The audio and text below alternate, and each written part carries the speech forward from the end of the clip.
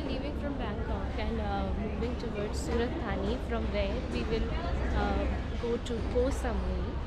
We'll be staying there for next 4 days.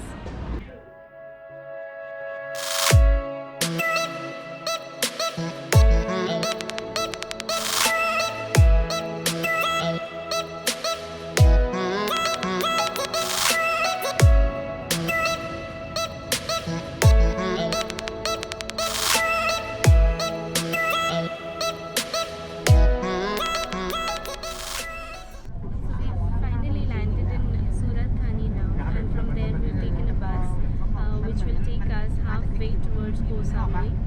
After that, we'll have to board a ferry which will finally take us to our destination.